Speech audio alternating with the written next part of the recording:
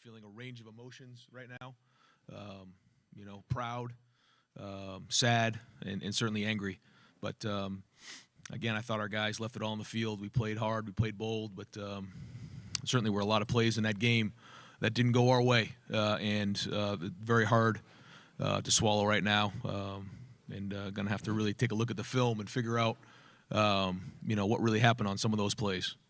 Because in a game like this, where the margin for error is so tiny, one play can alter the game, and it didn't seem like we got any of those plays. And so, anyways, we'll take your questions from here. If you would, please raise your hand so we can get a microphone to you. We'll start here on the left, third row. Ryan, as a follow-up to that, there are a couple of officiating calls that went against you guys. Controversial. What are your early thoughts on those? Again, it's too close right now, and I'm probably too emotional to really talk about those. But you'll have to look at the film and see what that was. But I know that there were some plays that were called on the field and then overturned.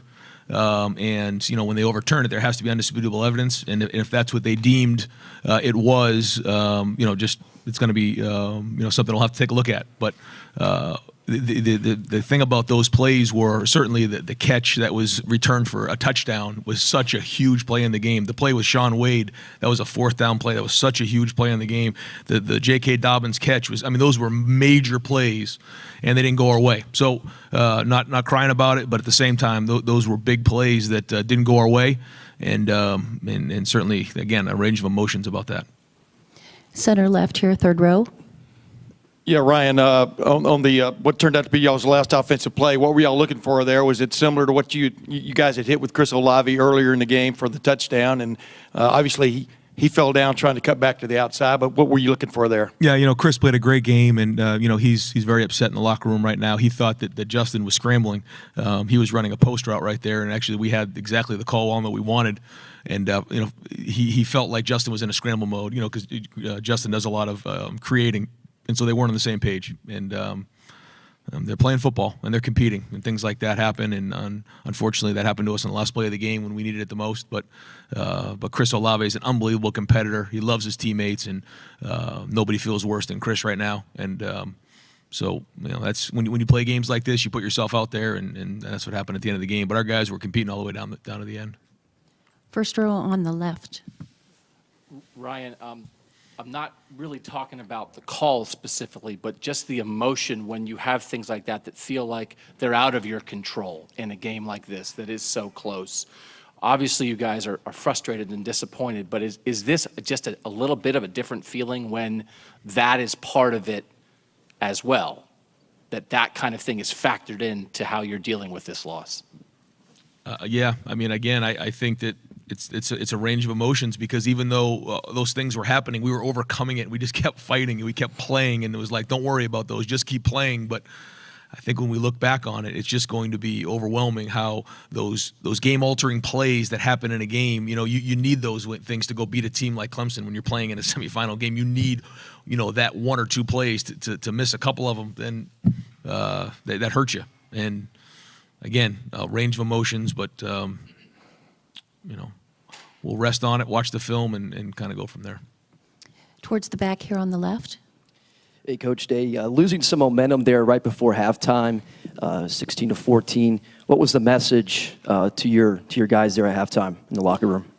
Well, again, like you said, we had all the momentum, and then when we got the sack, and then the penalty was called on Sean, the momentum kind of swung right there, and we thought we really were doing a great job on defense. We had almost 300 yards of offense, so we got in the locker room, and we thought we had played really well. The draw that Lawrence hit, and then that drive that got extended because of the targeting call on Sean Wade. Other than those plays, we thought we kind of dominated the first half. The one thing on offense, we didn't score touchdowns when we got in the red zone in the first half. We're looking there at 16-14, and we had played really well on both sides of the ball. So we felt great coming out of halftime. First row on the left. Sure. Coach, this is for you and for Tough. How did you guys feel like you responded to those plays that didn't go your way? Of course, the targeting, of course, the DPI. How did you feel about how your team reacted to those negative plays? Unbelievable. I'm so proud of the way our team responded like that. It didn't get us down. We kept fighting. We kept swinging all the way to the end. I couldn't be proud of the way we responded because those were hard to swallow. Third row on the right. Ryan, I think it was 4th and 4 from the 39 when you guys are driving there late and you tried to draw them off. Didn't work. Did you consider going for it? We've talked with you about being aggressive all year. That seemed like a spot where obviously it's risky to do it at that juncture of the game. I'm just wondering if you thought of it and then maybe why you didn't do it. If it was a touchdown, but, it was a 2-point game at that point, and I felt like at the midfield, all they would need was a couple touchdowns, kick the field goal, and it wouldn't have made sense. So I thought the defense was playing good at the time, and I felt if we could pin them inside the 10-yard line, that would give us our defense a chance to get a stop, and then in a 4-minute drill, we could end the game. And I felt, I had confidence in the defense. I'd still make the same decision now. Second row on the right. Ryan, do you have an update on what JK's status was? He was in, then he was out, and he was in. It didn't look like he quite had the burst that he did, obviously, before the injury. And how much did that make you more one-dimensional? Well, they made some good adjustments up front, and so we were throwing the ball a lot in the second half, and receivers and the protection and Justin, they made some big plays, but it was hard to run the ball. They were kind of coming at us different ways, and Venables does a good job. He made some good adjustments. But, yeah, he got an ankle there, and he had to fight through that. He got it taped up. He came in. He came out. He was really working through that. But I think it did affect his play a little bit. He didn't have that, like you said, explosion. A couple of those first runs in the first half, he came out the back end of those things. He looked powerful. But what a gritty performance by him to come back in the game and play. We'll go to fourth row on the right, and then to the left, and then to Tim. Ryan, right here. From the injuries, JK in and out, to the calls, to Sean Wade, I mean, have you ever been in a game this bizarre? And I'm curious, if you picture this being played 100 times in the last couple of weeks, could you ever foresee a game with that many twists and turns? I just know when two great teams get together, it comes down to a few plays, and it did again tonight. But this was a very strange game. I thought our guys played really well. I thought we played well. Clemson, give them credit. They have a really good team, and the defending national champs. They do a great job. Lawrence came down and had a great drive to end the game, and they did a good job on defense. But again, I'm very, very disappointed that we weren't able to win this game.